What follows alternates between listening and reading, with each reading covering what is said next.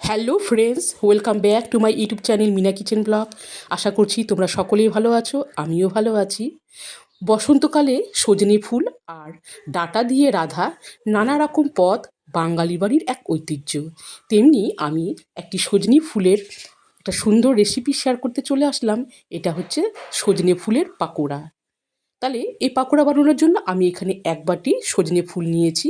আর এই ফুলগুলোকে আমি আগে থেকেই বেশ ভালো করে জল দিয়ে ধুয়েও নিয়েছি। এরপরে আমি একটা ব্যাটার তৈরি করে নিব। তার জন্য একটি পাত্রে এখানে আমি 2 টেবিল স্পুন আতপ চালের গুঁড়ো দিচ্ছি। তার সাথে দিয়ে দিচ্ছি 2 টেবিল স্পুন বেসন। এইবারে আমি এতে সামান্য পরিমাণে জল দিয়ে একটা ঘন ব্যাটার তৈরি করে নিব। সো গাইস, দেখো অল্প অল্প করে জল দিয়ে আমি এখন চামচ দিয়ে নাড়িয়ে নিচ্ছি।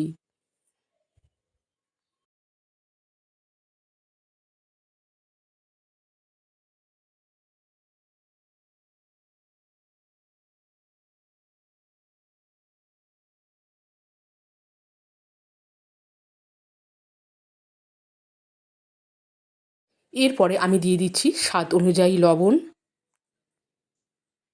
দিয়ে দিচ্ছি হলুদ গুঁড়ো, আর দিয়ে দিচ্ছি এখানে কালো জিরে, আর তার সাথে দিয়ে দিচ্ছি 1 চামচ কাঁচা লঙ্কা বাটা। এরপরে সমস্ত উপকরণ এখন আমি চামচ দিয়ে ভালো করে নাড়িয়ে নিচ্ছি। সো ফ্রেন্ডস, দেখো এখানেও বেসনের ব্যাটারটাও রেডি হয়ে গেল।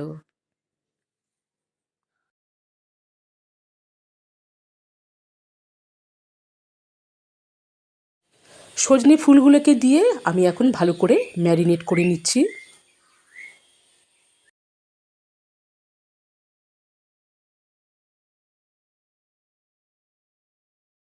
সজনে ফুল মাখানো হয়ে গেছে, আর ওভেনে আমি দিয়েছি কড়াই সয়াবিন অয়েল।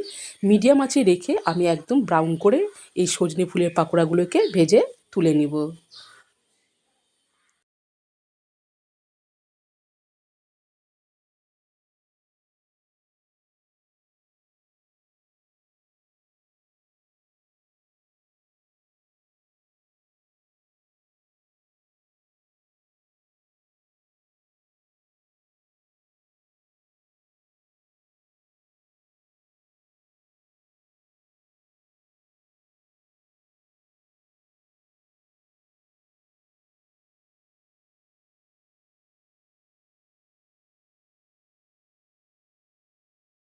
সো ফ্রেন্ডস, দেখো মিডিয়াম আঁচে ভাজতে ভাজতে এগুলো কিন্তু একদম ব্রাউন হয়ে গেছে।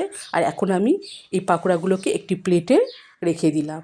ঠিক পরের পাকোড়াগুলোকেও এইভাবেও ভেজে আমি তুলে নেব।